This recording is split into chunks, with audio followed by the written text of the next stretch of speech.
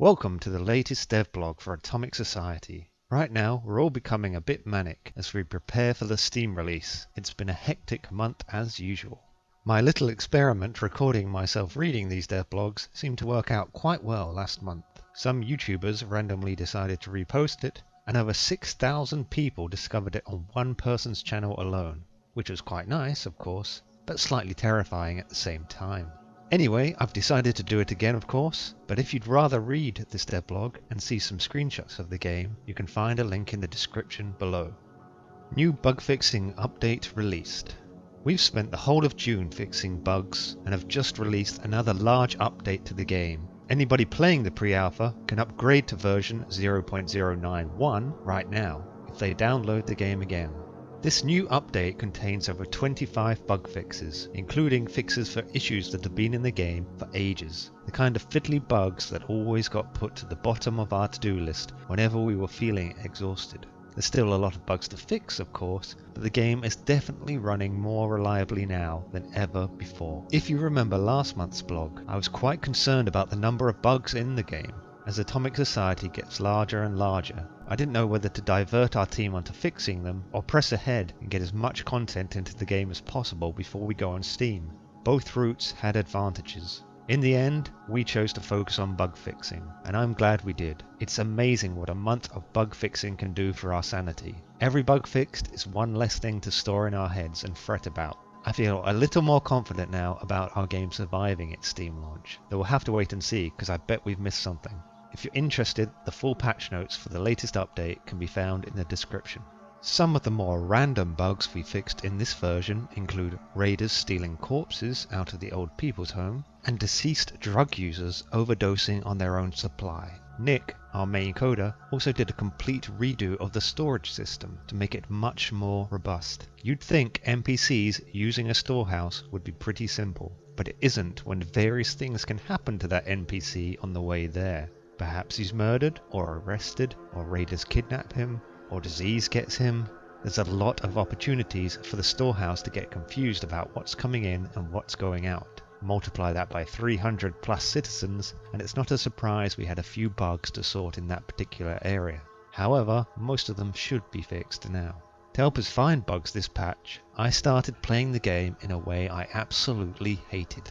For each gameplay decision, I worked out what I really wanted to do and then did the complete opposite. I built the worst post-apocalyptic settlement possible, and I hated every single law I implemented. It felt horrible, and was surprisingly exhausting having to override your own views constantly. However, it did help us find a ton of bugs. Current views on the project. Considering we're on the verge of what might be the biggest shake-up to our lives as indie devs since we started, I've been thinking about the process of making this game quite a lot.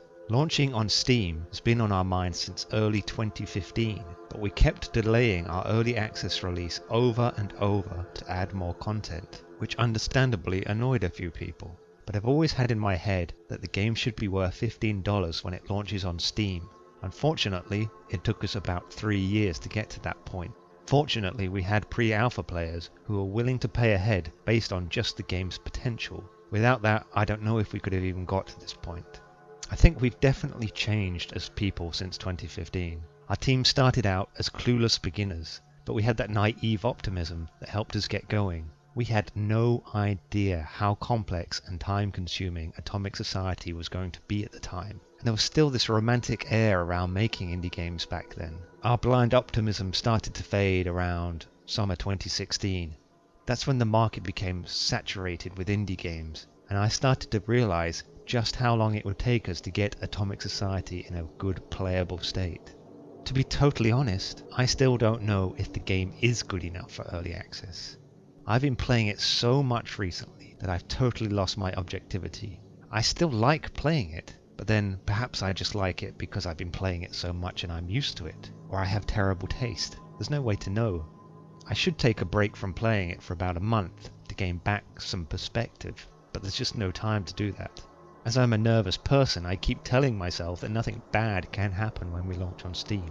Even if the game is a total disaster, it's not going to hurt us. But at the same time, I'm having this weird sense of renewed optimism and hope. and with optimism comes the risk of being disappointed. I can't ignore the fact that there's a remote possibility I could be a full-time paid indie dev by the end of the year. That would be my dream job. It's hard to keep your emotions in check when that career possibility is even out there. I feel like someone who's been waiting 3 years to find out if he succeeded at a job interview. New features ready for Steam. Focusing on all the things to do before Steam has kept me somewhat grounded. While Nick was working on that bug fixing patch, Adam, our other coder, has been busy working on the new social issues which I mentioned in last month's dev blog. I'm pleased to say that abortion, homosexuality and breeding are now fully working. They need balancing and bug testing of course, but we were able to get the core work done in a month. For breeding, it's now the case that when you build a hospital, survivors will decide it must be safe enough to start raising families, and young kids will begin periodically spawning. Back when I was first designing this game, I planned a massively complex system, with citizens falling in love and forming relationships and so on, which sounds great on paper, but then you realize players would barely notice any of it. When you've got 300 plus people to keep alive, there isn't time to inspect who's sleeping with who. Players' imaginations will fill in some of the gaps. Abortion is now working too. Female citizens who have just given birth won't be able to work until they physically recovered. Obviously, a woman who has terminated her pregnancy will be available. If you're short on workers or just overwhelmed with new kids to feed, there could be a cold, practical reason to tolerate or encourage abortion in your town. This was the first social issue where I had to decide who should be punished if you choose to condemn it, the woman or the doctor. In the end, I decided to go with just the woman, as I felt that would make the choice more dramatic. Homosexuality was a bit challenging because there has to be a town planning aspect to everything, and it's not always easy to connect someone's sexuality to building a settlement. In the end, we made it so that gay survivors will come to your town, but not all of them will come out of the closet, so to speak. Some of them will keep it hidden, and this will affect their productivity. If they do come out, it will affect your town's birth rate slightly, and you can decide how accepting to be. I have struggled trying to make it so that the morals and laws you pick in this game are meaningful, but that you can still go in whatever direction you personally think is best. I don't want this game to be sentimental or full of guilt trips. My hope is that the important social issues come with built-in emotions, because we're all human at the end of the day. However, it does mean accepting people are going to do awful things with my game. Choosing a release date for Atomic Society. We have finally decided to commit to a September early access launch. It will be one day in that month, unless the whole team dies between now and then, in which case I'll put it in my will to release the damn game. We have a basic target for launch at last, and it will not change even if we end up coming out on the very last day in September. No matter how much better the game could be, or if Feature X is ready, the time has come to face the music.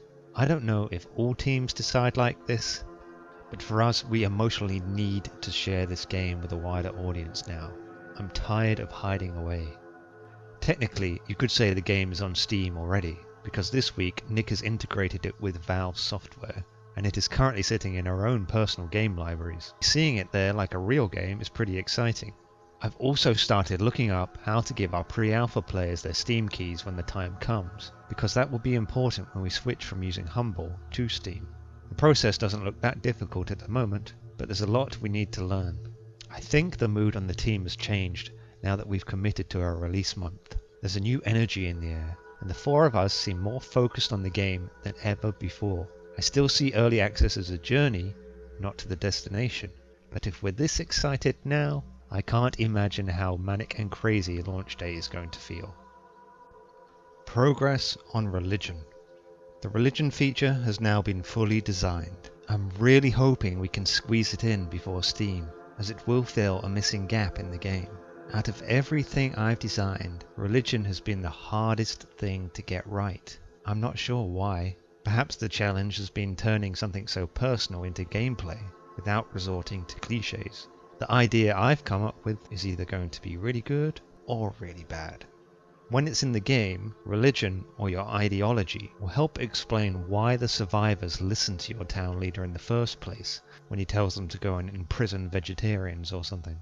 Your moral authority, and therefore people giving a damn what you say, will be linked to people sharing your belief system. However, rather than converting people I'm more interested in making players decide how to get rid of those people who disagree with you. Hopefully this feature will be in the early access version on the day we launch, but that will be very tough considering how big the feature is and how little time is left. I could in theory delay the game until Religion has been finished and tested, which might be the smartest option, but right now we'll just keep going. I always think we can do it, no matter how many delays there have been in the past. And if the worst comes to the worst, we'll just chuck it in the first patch after Steam. Stuck in the past with Unity. We finally locked down the version of Unity that we're using, which was already a year out of date. Updating it anymore would give us some nice treats, but it would break too much of the game's code, so it just isn't worth the hassle. It's a little bit strange that we'll never have to upgrade Unity again on this project. It ties into what I was saying last month, that we're coming to the final phase of development. I don't have any regrets about using Unity, especially considering it hasn't cost us a penny.